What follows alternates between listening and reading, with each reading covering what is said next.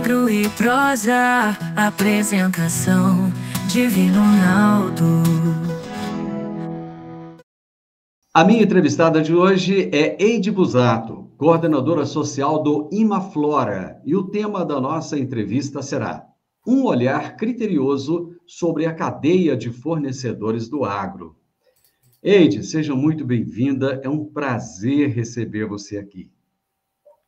Obrigada, Divino, é um prazer para mim também.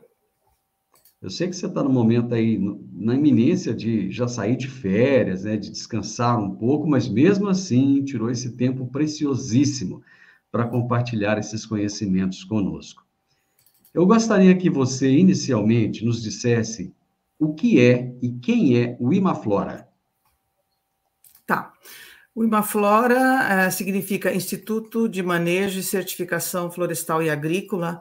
Ele nasceu em 1995 e ele tem uma missão de promover a conservação dos recursos naturais, ou seja, o uso responsável dos recursos naturais, promovendo, então, a conservação desses recursos e gerando benefícios e renda para comunidades, trabalhadores, né? Além de promover os cuidados e medidas preventivas para as mudanças climáticas.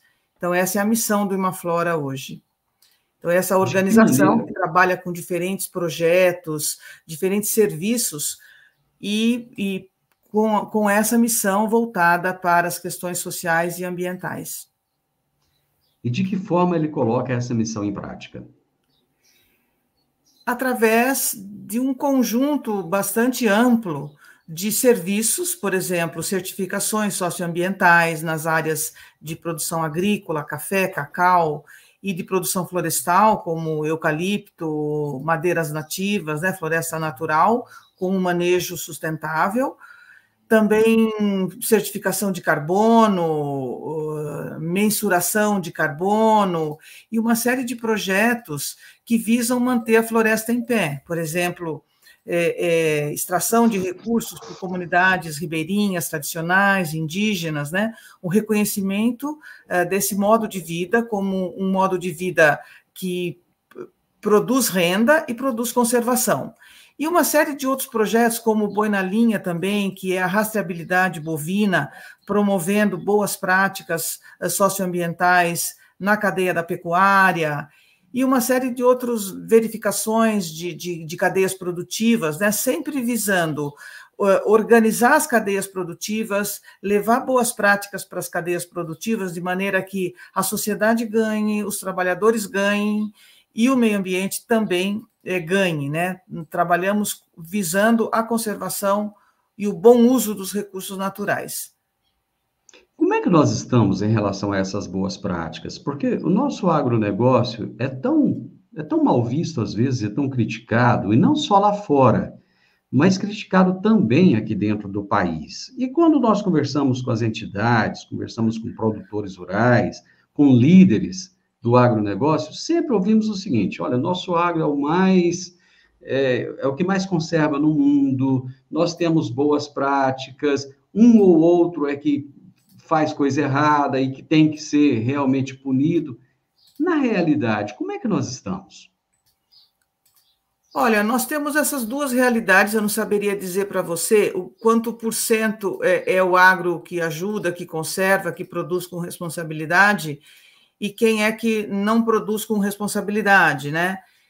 Mas a gente, de fato, tem essa realidade, tem um agro interessado nas boas práticas, na conservação, quer estar à frente e ter as melhores práticas no seu modus operandi, e a gente também tem situações em que a gente vê, né, tem desmatamento e são frentes que estão ligadas à agropecuária, sobretudo na Amazônia. Então, isso também faz parte do agro. Agora, a nossa batalha é justamente levar para as práticas agrícolas a melhor forma de fazer. É nisso que a gente trabalha, né? Diariamente, com diferentes frentes, em diferentes setores da agropecuária, na pecuária, na cana-de-açúcar, na laranja, no café, no cacau, e uma série de outras atividades de produtos extrativistas, por exemplo, sempre levando essa missão, essa mensagem e como fazer as boas práticas, né? Então, esse é o agro que nós trabalhamos, esse é o agro que a gente quer promover. Como é que é a receptividade ao trabalho de vocês? Então, nesses grupos com os quais nós trabalhamos, a receptividade é ótima. Normalmente, são os próprios empresários do setor que buscam o trabalho do Imaflora, né? Então, já é uma proatividade dessa parte do setor que quer adotar boas práticas. Então, normalmente, nós somos procurados para fazer. Então, assim, a receptividade é muito boa, porque parte dessas empresas, né, vem delas a busca por boas práticas. E que a gente não tem a gente não vai vender serviços assim, fazer propaganda, olha, estamos aqui querendo oferecer serviços de boas práticas. Realmente as coisas, elas vêm buscar, as empresas vêm buscar o Imaflora, né, para fazer, atuar em diferentes tipos de serviço, que a gente tem uma carteira, uma oferta grande de serviços, né, que vai do diagnóstico até a atuação de fato no campo, com assistência técnica, com certificação, com desenvolvimento, uma série de produtos. Eide, há poucos dias atrás, o Brasil ficou meio assim estupefato com a informação de que o cantor Leonardo, que é aqui do meu estado de Goiás, teria tido o nome incluído em uma lista suja do Ministério do Trabalho. O que aconteceu ali na realidade? Você tem mais informações para nos fornecer? Olha, é muito comum, assim, acaba ocorrendo, né? O que aconteceu com o Leonardo foi o que aconteceu recentemente também na cadeia da uva, né? Você tem uma empresa que ela ou arrenda áreas de outras pessoas, ou arrenda áreas suas para outras pessoas, ou realiza o trabalho através de empresas terceirizadas, contrata um prestador de serviço, e essas empresas, elas não dão a devida atenção para essas áreas, ou porque elas delegaram, ou porque elas arrendaram, ou porque alguém arrendou delas, mas elas são corresponsáveis em tudo que acontece nessas áreas. Então, o que tem acontecido, e que aconteceu com o Leonardo, o que aconteceu no caso da uva, é que são áreas que não estão na responsabilidade direta da empresa, né? No caso do Leonardo, ele tinha arrendado aquela área, no caso da uva, ela tinha terceirizado o serviço para uma outra empresa, e ela delega isso assim, achando que a responsabilidade é só de quem está ali na gestão imediata do serviço. Mas não é assim que a legislação entende. As empresas são corresponsáveis pelo que acontece lá. E aí, o que aconteceu nesses dois casos foi que havia práticas análogas ao que a gente chama de trabalho escravo, né? Não é o trabalho escravo como a gente tem no nosso senso comum ou no nosso imaginário, daquela escravidão dos negros no Brasil, né? Que trabalhavam sob um regime estrito senso de escravidão. A gente tem hoje o que a gente chama de escravidão moderna, né, o trabalho análogo ao trabalho escravo, e isso tem acontecido, então, em propriedades, em culturas diversas, em diversos setores do país.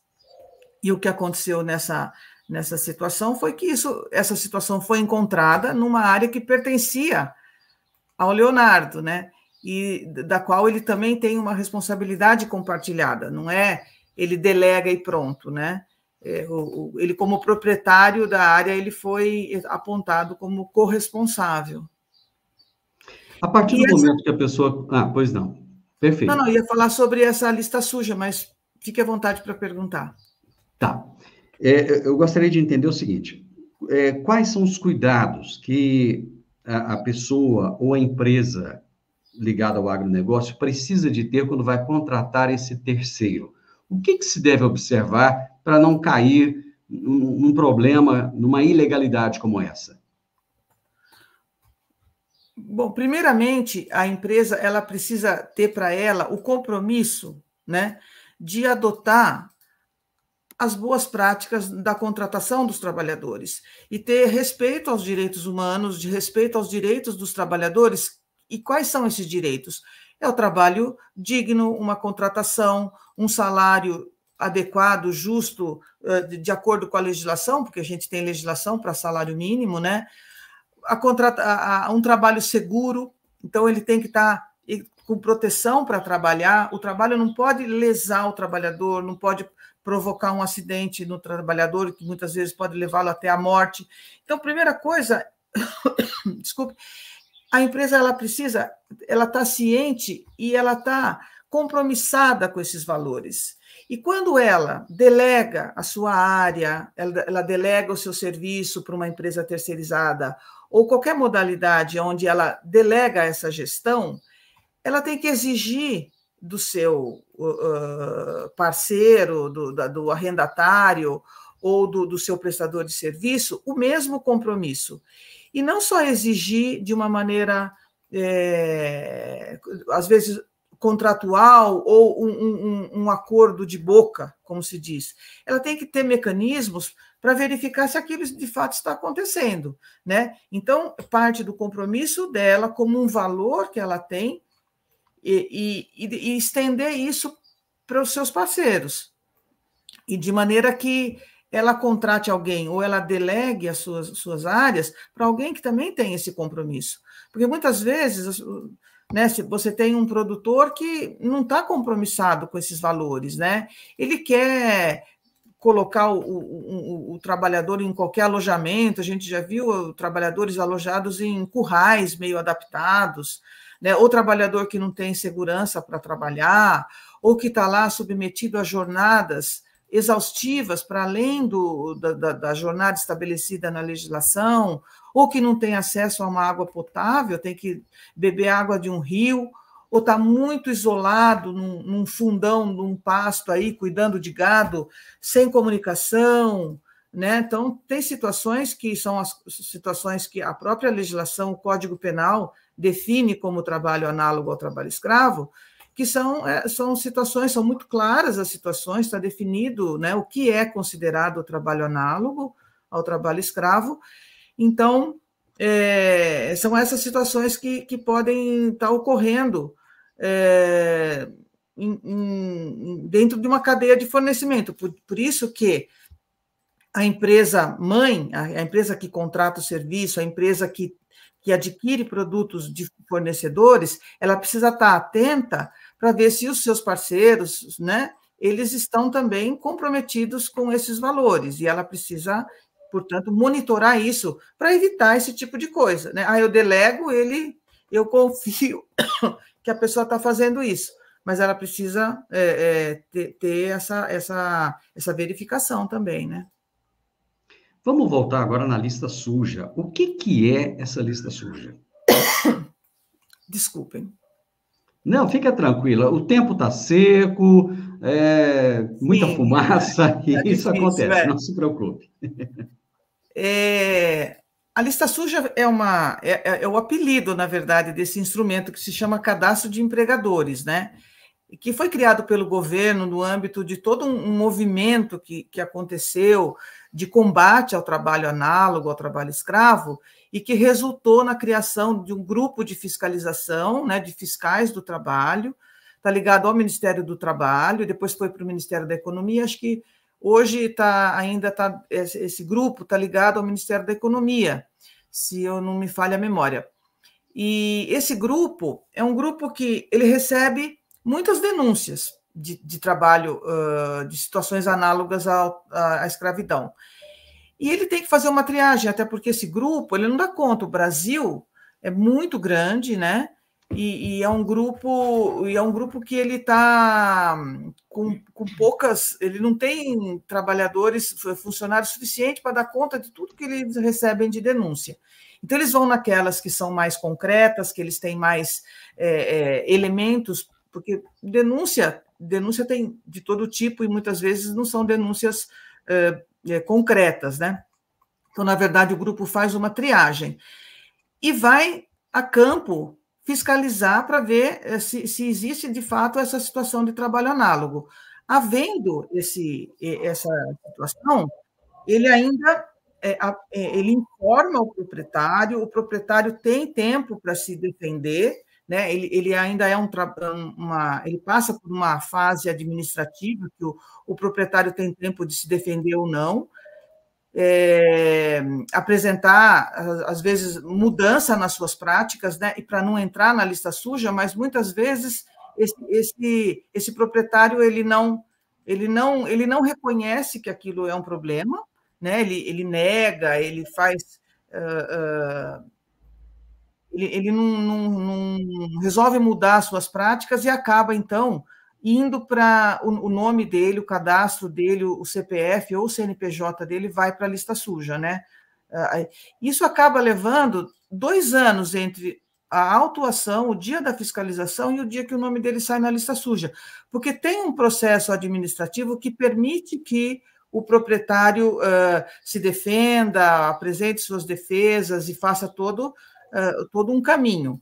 Então, quando o nome do proprietário sai nesse cadastro, sai na lista suja, é porque realmente não teve nenhum tipo, ele não negociou, ele não melhorou suas práticas, ele não teve uma ação concreta para mudar essa situação. Então, o nome dele acaba indo. E isso tem consequências sérias, né? Porque hoje em dia alguns bancos têm adotado a lista suja como um critério para fornecer ou não um financiamento, né? Muitas organizações olham para a lista suja também como um balizador de tomada de decisões. O próprio Imaflora adotou isso como uma prática, né? Se uma empresa que vem buscar um serviço está sendo certificada em algum dos nossos padrões de certificação socioambiental e ela está na lista suja do trabalho,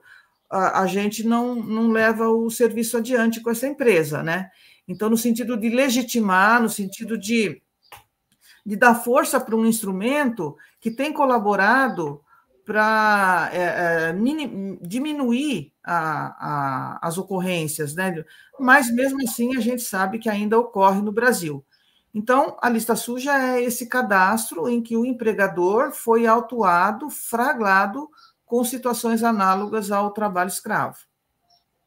A partir do momento que a pessoa tem o nome incluído nessa lista, é possível ele tomar decisões, atitudes para tirar o nome da lista? Ou a partir do momento que entrou na lista, ele está marcado para sempre? Ele fica bem marcado, né? Não digo para sempre. Ele pode. Muitas vezes as empresas contestam isso e saem da lista suja mediante uma ação judicial. Elas entram na justiça para tirar o nome da lista e acabam ganhando e saem da lista. Mas o objetivo é que elas saiam da lista a partir de assumir que de fato ocorreu um problema e quais as medidas que elas vão tomar. Né, uma espécie de termo de ajustamento de conduta. A hora que ela assume e adota as medidas para corrigir aquela ação, o nome dela sai da lista. E é isso que é o que se espera, né? Não sair por uma medida judicial, mas sair por medidas concretas para melhorar a situação daqueles trabalhadores. Nós estamos em um país extremamente dividido, inclusive politicamente. Muita gente diz que isso é perseguição ao agronegócio, devido a questões políticas. Essas autuações, inclusões, elas acontecem também na indústria, no serviço, ou ela acontece somente no agro? Não, ela acontece bastante em toda a área urbana, né? Na área urbana, uma das atividades onde você tem mais essa situação é na indústria de têxtil, de moda, né? Sabe, aqueles bolivianos, estrangeiros, em oficinas de costura, né? Com trabalho análogo ao trabalho escravo, crianças do lado, instalações elétricas super precárias, né? Então, a precariedade do ambiente de trabalho é uma das condições do que caracteriza o trabalho análogo. Então, um ambiente onde você tem risco de pegar fogo, né, insalubre, e é considerado ruim. Um outro setor, no setor de serviços, é o setor de bares e restaurantes, né? Você tem funcionários de bares em jornadas exaustivas, você tem dormindo, às vezes, num colchãozinho precário num canto da cozinha. Então, não é só no agro, eu acredito que isso é uma fake news, digamos assim, de que o agro é perseguido, não é. A gente sabe que existem condições ainda a serem vencidas dentro do setor agropecuário, né? Tem crianças trabalhando, e não é só a fiscalização, tem outras organizações que fazem esses levantamentos. A gente tem realmente ainda muito que avançar, seja no setor agropecuário, seja no setor urbano. Eide, qual é a importância de se ter esse olhar mais criterioso para a cadeia de fornecedores? Eu acho que a primeira importância é entender que o trabalho precisa ser um trabalho digno. Todos nós temos direito a realizar o nosso trabalho, ter o nosso ganha-pão, sem que nós fiquemos doentes, sem que nós nos machuquemos, sem que nós não tenhamos o salário suficiente para suprir as nossas necessidades. Então, o trabalho digno, o trabalho decente, que inclusive é um conceito criado pela OIT, Organização Internacional do Trabalho, né, que é um órgão ligado à ONU também, e que define o que é um trabalho digno, né?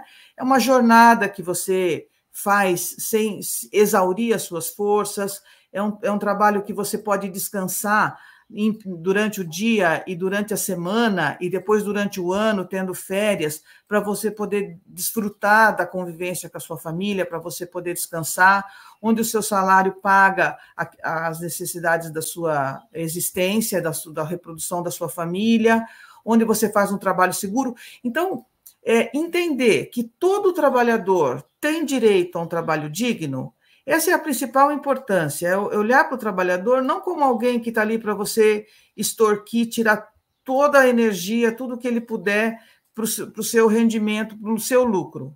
Então, a primeira importância é uma importância, acho que, humanitária, de você reconhecer no outro o direito dele ter uma vida digna. E para isso, então, você tem que tomar todas as medidas. Você não vai alojar ele no curral, você vai alojar ele num quarto, não precisa ter luxo, mas precisa ter limpeza, uma cama para ele dormir. Ele precisa de água, precisa ser água mineral? Não, precisa ser uma água potável. Ele precisa ter lá a bota, o capacete, o colete, o equipamento para aplicar agroquímicos adequado para ele não se machucar, não se contaminar. Então, cumprindo, você tem todo um conjunto de legislações que você adota para cumprir com esse direito. Então, você tem que reconhecer que isso é um direito, atuar para que isso aconteça, expandir isso para a sua cadeia, para os seus parceiros, né? E ter esse cuidado. E, por fim, é reputacional, porque olha como fica depois feio para o Leonardo sair em todas as manchetes, né? Eu recebi essa manchete assim de várias fontes o dia inteiro quando isso aconteceu, ficou uma semana repercutindo depois. É muito, muito chato, muito feio para a pessoa depois limpar o nome depois que ela foi pega numa situação como essa. Então, para mim, eu vejo isso, né? Uma questão de reconhecimento do trabalhador como um sujeito de direitos, né? E usar o arcabouço legal que nós temos para garantir esses direitos e ampliar para a nossa cadeia, atuar dessa maneira nas nossas ações, nas nossas atividades produtivas e ampliar isso para a nossa cadeia, para os nossos parceiros. Eide, eu acho que foi bem esclarecedor. Eu gostei bastante, porque você trouxe numa linguagem fácil das pessoas entenderem a forma de se tratar o outro, que é com humanidade, né? Acho que a partir do momento que a gente vê o próximo, né? Eu acho que sem envolver religião no meio, mas é aquela história, olhar para o próximo como você olha para você mesmo, né? Amar o próximo como a si mesmo. A partir disso, a gente vai ter uma relação muito melhor e vai respeitar as leis também. Te agradeço Com imensamente, certeza. agradeço ao Imaflora, muitíssimo obrigado, parabéns pelo trabalho que vocês realizam. Estamos aqui sempre à disposição, sempre que tiver alguma coisa nova, alguma informação para o agronegócio, porque eu acho que essas informações são realmente muito úteis para o produtor rural. Volte aqui, traga para a gente. Muito obrigado. Divino, eu que agradeço o espaço, a oportunidade de estar conversando aqui com você, com os seus ouvintes, as pessoas que te seguem e ampliando, né, esses conceitos, essas ideias, porque nós precisamos evoluir em todos os sentidos, né? Inclusive nas nossas práticas de trabalho, nas nossas relações sociais. E então é uma alegria, um prazer e, mais uma vez, muito obrigada pela oportunidade. E sem esquecer, boas férias para você, viu? Obrigada.